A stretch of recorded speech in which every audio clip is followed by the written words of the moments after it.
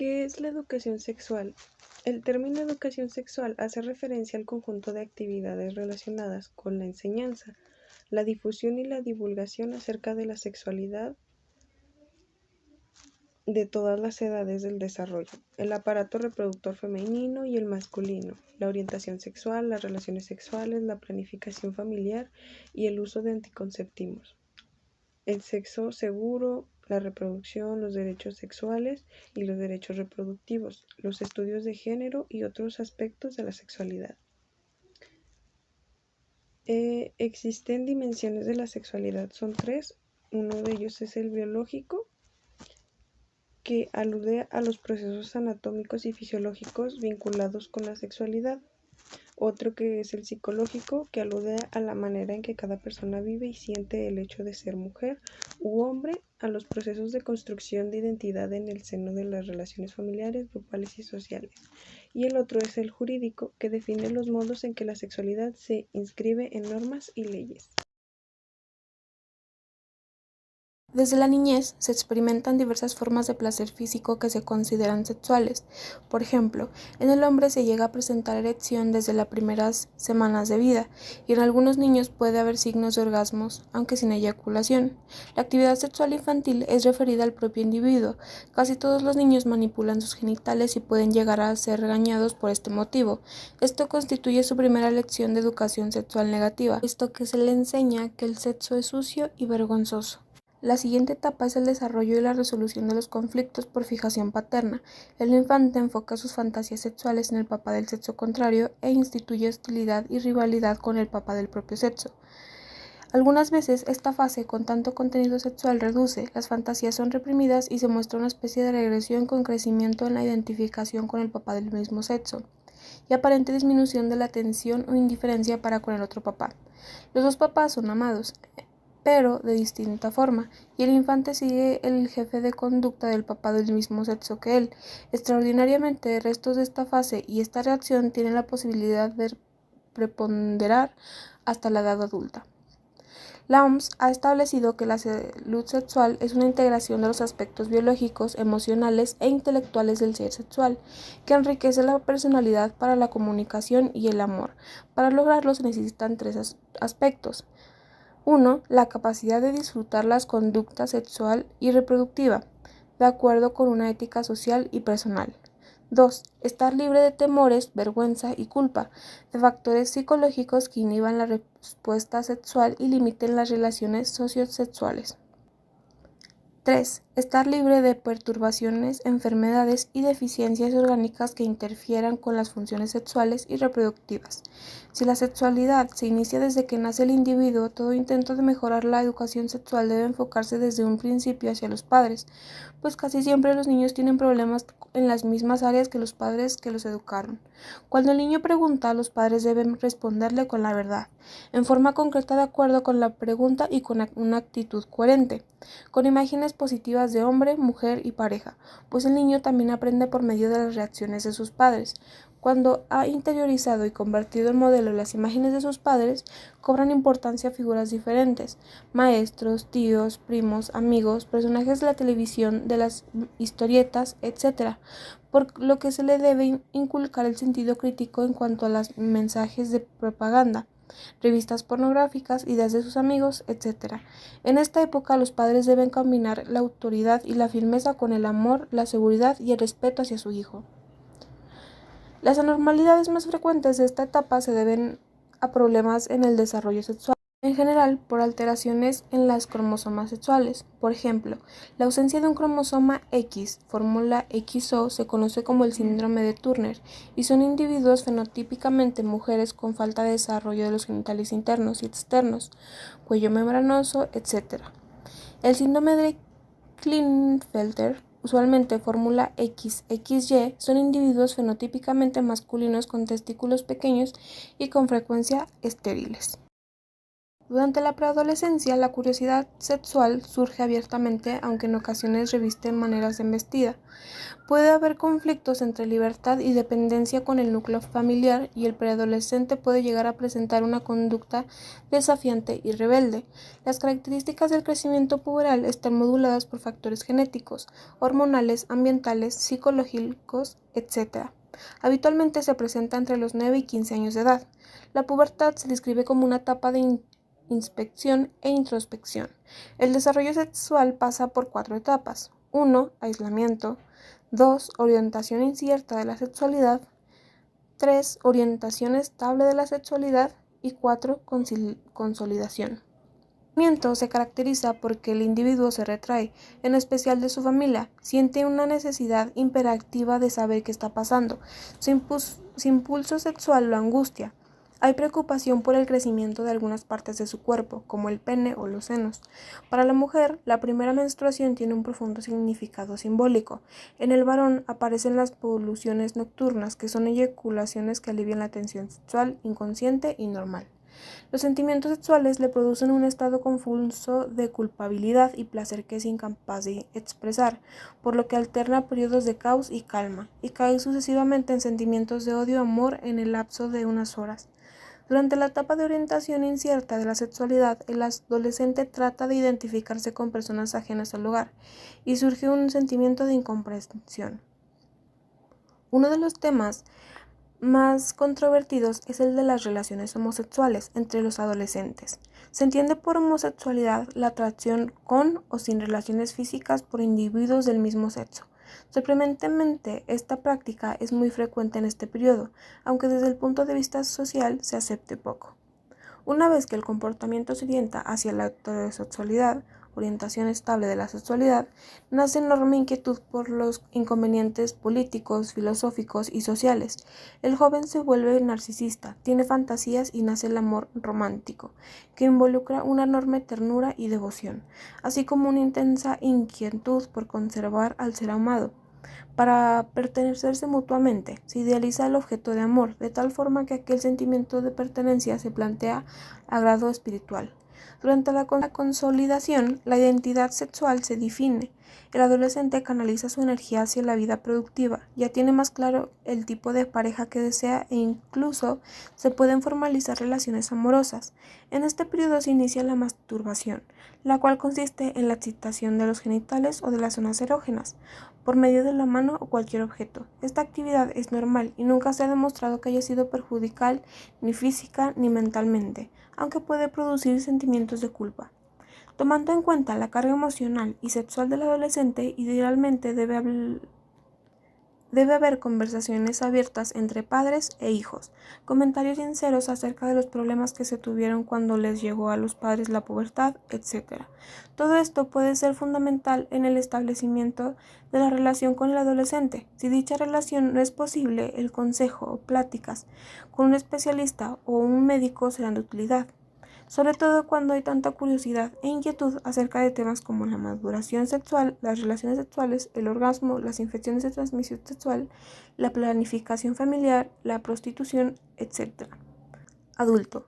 La cumbre máxima de la conducta sexual es diferente en el hombre que en la mujer, y seguramente esto se debe tanto a los factores fisiológicos como culturales y sociales. Estos últimos en nuestra sociedad son usualmente irracionales y llenos de tabúes y restricciones por un código moral que casi nadie respeta, pero que genera numerosos sentimientos de culpabilidad. En este periodo de la vida adquieren gran importancia la planificación familiar, los problemas ocasionados por el embarazo, por infertilidad de la pareja, así como por infidelidad. Según Erich Fromm, para amar a otra persona primero se debe amar a sí mismo, sin confundir este concepto con el de egoísmo. Una persona egoísta no se ama a sí misma porque dice todo es para mí, pero no tiene dinamismo hacia los demás. El amor implica cuidado, responsabilidad ante las necesidades psíquicas de la otra persona, respeto y conocimiento. La moral sexual ha tenido varios enfoques. 1. No exponer a los jóvenes a un código de conducta sexual y dejar que ellos decidan con base en sus conocimientos. 2. Apoyar a los jóvenes en su código. 3. Adoctrinación sobre determinada conducta sexual. 4. Enfoque de relaciones interpersonales, es decir, evaluar la conducta sexual en cuanto a sus efectos en las relaciones humanas. Las finalidades de la relación sexual son dos: proporcionar satisfacción sexual y la reproducción. El acto sexual se puede dividir en dos fases principales: el juego erótico o conjunto de caricias, besos y manipulaciones de las zonas erógenas, y el coito propiamente dicho, que se inicia con la introducción del pene en la vagina. Master y Johnson han dividido la respuesta sexual en 4 fases. La primera es la fase de excitación y aparece cuando llega el estímulo sexual adecuado, que se origina a partir de estímulos psicológicos y fisiológicos. Su duración es variable y en el hombre se presenta en la erección del pene. El escroto se pone tenso y los testículos se acercan ligeramente al cuerpo. En la mujer se ponen erectos los pezones y aumentan las dimensiones de las mamas, la vagina y el clítoris. Aparece la lubricación de la vagina debido a un fenómeno llamado sudación. Los labios pundanos mayores y menores se congestionan de sangre y las glándulas vestibulares mayores producen algunas gotas de su secreción. La segunda fase es la de meseta, en la cual siguen aumentando la congestión de los vasos sanguíneos, el bochorno sexual, la tensión muscular, la frecuencia del pulso y la presión arterial. En la tercera fase o de orgasmo es muy importante, deseable en toda respuesta sexual para que sea completa, puesto que en ella se obtiene el máximo placer y se liberan tanto la tensión como la congestión. En esta etapa participa todo el organismo al máximo. La mujer presenta contracciones del útero, la vagina y el ano. El hombre presenta contracciones del ano y de los conductos por donde pasa el esperma o semen, y hay emisión de semen o esperma llamada eyaculación. La cuarta fase es la de resolución, y en ella disminuye la tensión sexual. Todos los órganos regresan a su estado anterior. Aparece una capa fina de sudor en todo el cuerpo. En esta fase la mujer desea recibir manifestaciones de cariño por parte de la pareja.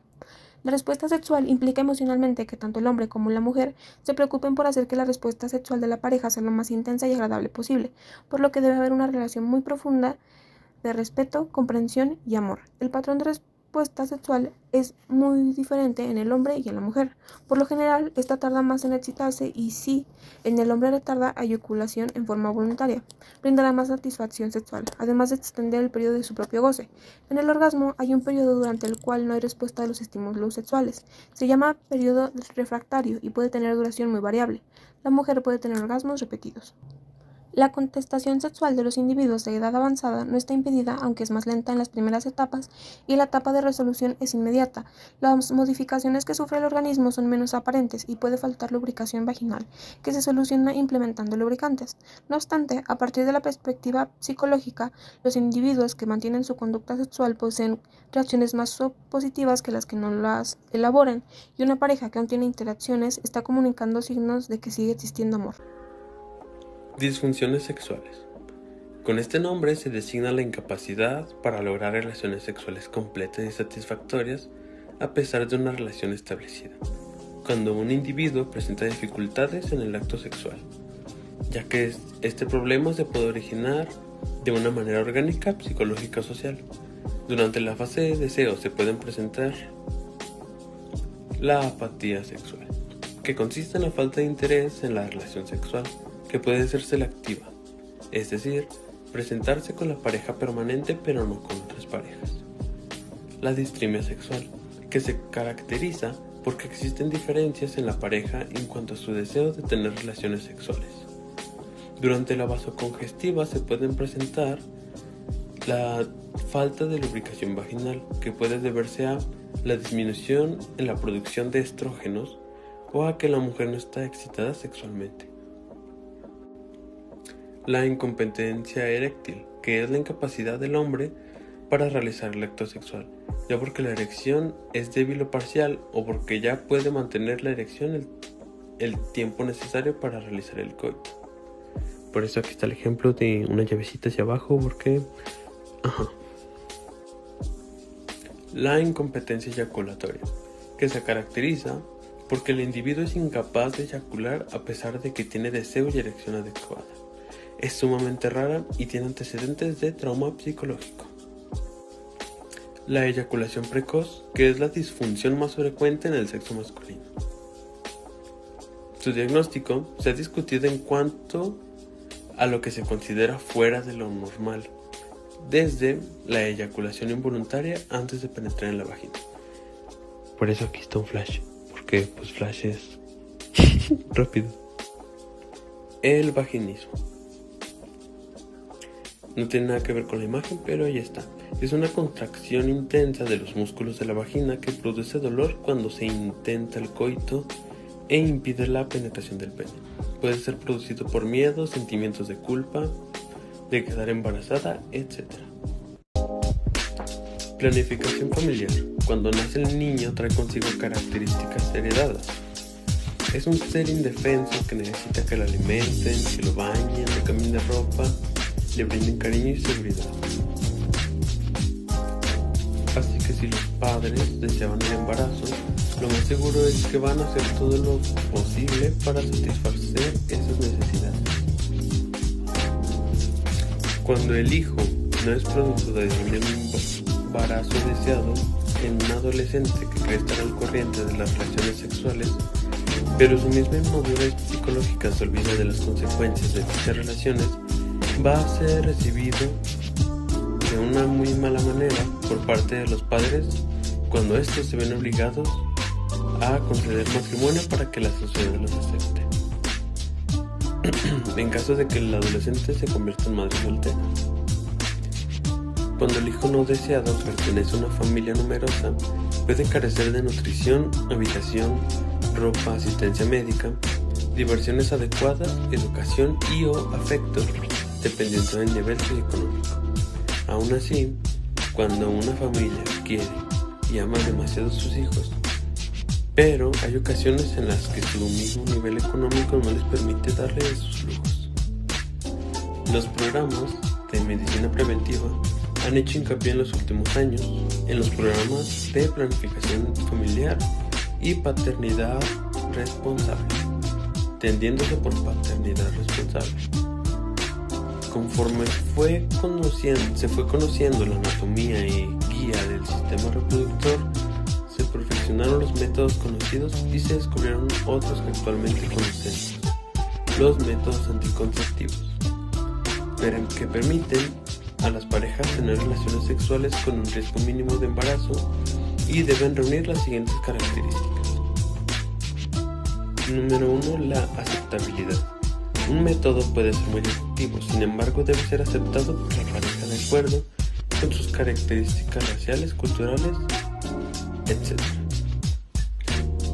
Inocuidad. No debe atentar contra la salud tanto de la pareja como el del hijo, en caso de que se produzca el embarazo. Reversibilidad. Debe permitir a la pareja tener hijos cuando lo desee. Eficacia es la capacidad de evitar el embarazo por el lapso deseado por la pareja. Pueden ser desde temporales hasta definitivos y irreversibles. Facilidad de aplicación. Un método difícil no sería utilizado por la población y deben de ser a bajo costo. Así que cuídense. Yo les hablaré de los métodos naturales. En primer lugar, tenemos el método del ritmo.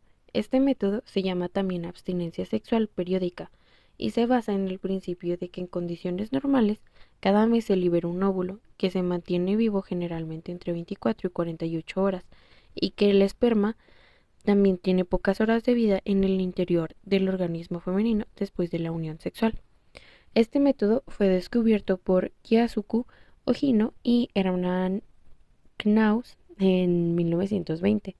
Ellos encontraron que la ovulación se presenta entre los 12 a 16 días del ciclo en una mujer, de 28 días pues de su ciclo menstrual.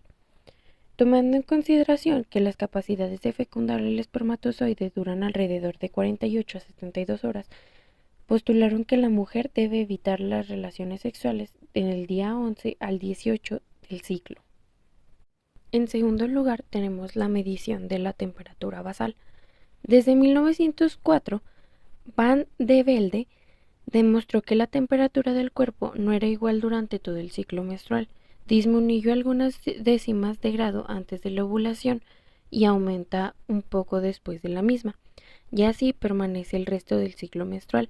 Esto se debe a que la acción de los estrógenos y la progesterona pues la mujer debe tomar la temperatura diariamente en condiciones basales, es decir, al despertar, antes de levantarse y realizar cualquier actividad. El termómetro se lo puede colocar en la boca, la vagina o el ano y debe anotar inmediatamente que el calendario de la temperatura ah, registrada. Si la mujer tiene 36.6 grados centígrados, en los primeros días del ciclo notará que disminuye a 36.4 antes de la ovulación y aumenta a 37 grados centígrados después de la misma. Como siguiente tenemos el método de Billings. Este método se basa en la característica del moco cervical que proviene del cuello del útero. Después de la menstruación, la mujer nota que sus genitales externos están más o menos secos, pero la aparición de un moco claro, parecido a la clara de un huevo durante 1 o 2 días, que forman hilos y se toma entre los dedos índice y el pulgar. Estos se separan, indica que va a ovular. Después de la ovulación, el moco cervical se vuelve espeso y ya no forma hilos. Como último método natural, tenemos la lactancia. Se ha observado que muchas mujeres no ovulan mientras están amamantando a sus hijos, pero no tiene mucha efectividad como método anticonceptivo. Como siguiente tenemos los métodos mecánicos. Estos pueden ser extrauterinos o intrauterinos. Como primer método mecánico tenemos el preservativo o el condón y consiste en una vaina de un tubo de látex que se coloca en el pene como una funda. Es uno de los dispositivos más utilizados en el mundo y durante muchos años se ha empleado también para evitar el contagio de infecciones de transmisión sexual. Actúa como barrera física impidiendo que la unión del óvulo con el espermatozoide. Durante la eyaculación del semen queda depositado en el interior del condón. Algunos preservativos tienen un pequeño receptáculo en el que la punta para que se deposite el semen. Los preservativos se venden enrollados en forma de anillos y deben comprobar antes de utilizarlos que se encuentren en buen estado, para lo cual hay que identificar su vigencia. Las siglas MDF indican con la ficha de elaboración y se guarda en un lugar fresco y protegido de la luz. Pueden conservarse en un buen estado durante 4 o 5 años. Algunos tienen impresa la fecha de caducidad.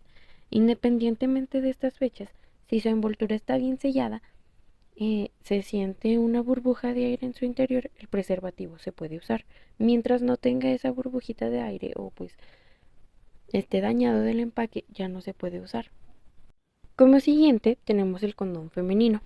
Consiste en una funda de látex similar al masculino, pero de mayor tamaño, debido a que protege además los genitales externos. Presenta en sus extremos dos anillos flexibles, el interno que se presiona con los dedos para introducirlo hasta el fondo de la vagina y el externo que queda en el exterior. Para facilitar su introducción, se utiliza algún lubricante elaborado a base de agua y una vez realizada la eyaculación debe sacarse con suavidad después de haber apretado y torcido el anillo externo para evitar que se derrame el esperma o el semen. El diafragma vaginal consiste en una cúpula de látex de contorno flexible pero con un anillo o resorte de metal que se coloca en el fondo de la vagina cubriendo el cuello del útero y actúa como barrera mecánica impidiendo el paso de los espermatozoides. Para poder utilizarlo, la mujer debe acudir al ginecólogo a fin de que le practique un examen médico y determine la medida del diafragma que debe utilizar.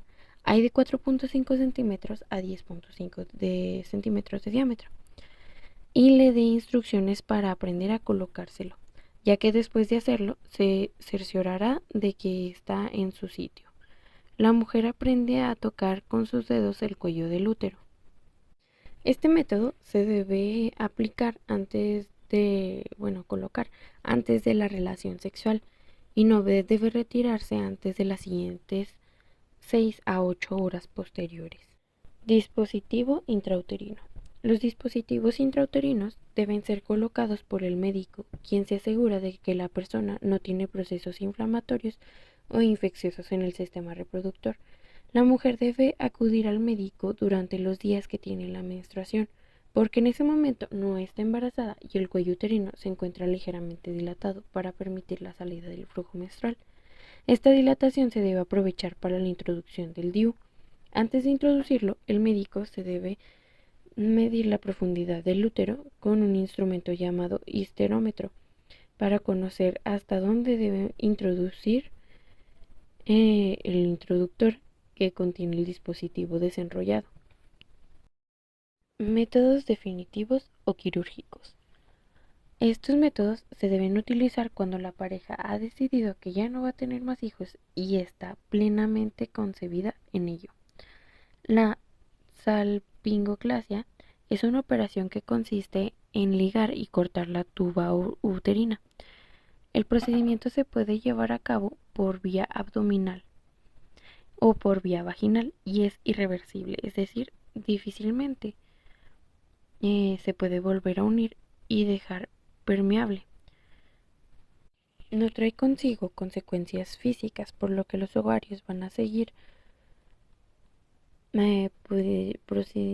produciendo hormonas y liberando óvulos maduros, solamente que estos ya no van a poder unirse con los espermatozoides.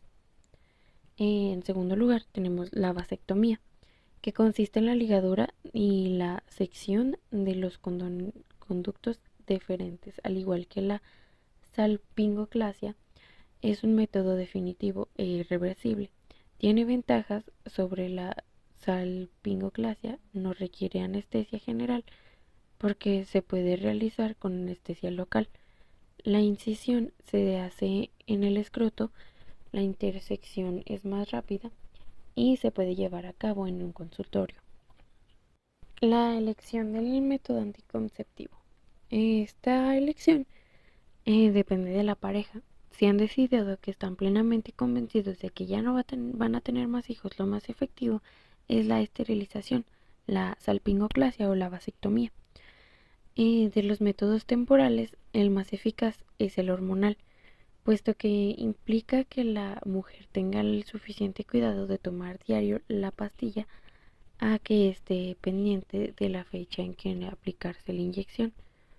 Implica un gasto constante hacerse exámenes médicos y periódicos y el efectos secundarios no siempre son tolerados. Los dispositivos intrauterinos también son bastante efectivos, aunque pueden fallar como cualquiera de los métodos temporales. Algunas personas no lo toleran, tienen sangrados abundantes y fallan más frecuentemente que los hormonales. Prevención de un embarazo por violación. Es un anticonceptivo de emergencia. Si la mujer fue violada y no está usando algún anticonceptivo como el DIU u hormonales, desea evitar el embarazo, puede tomar la pastilla anticonceptivas dentro de las siguientes 72 horas, 2 pastillas de dosis alta o 4 de microdosis y repetir las dosis 12 horas después. Si el paquete tiene 28 pastillas, se utilizan solo las que correspondan a los primeros días, debido a que las 7 últimas, que son de diferente color, no contienen hormonas. Después de este método o este tratamiento, debe evitarse las relaciones sexuales o utilizar una barrera mecánica o química hasta que se presente la menstruación. Si esta no aparece, debe consultar al médico, pues su efectividad es de 98%. Y eso sería todo por nuestra parte. Muchas gracias por su atención.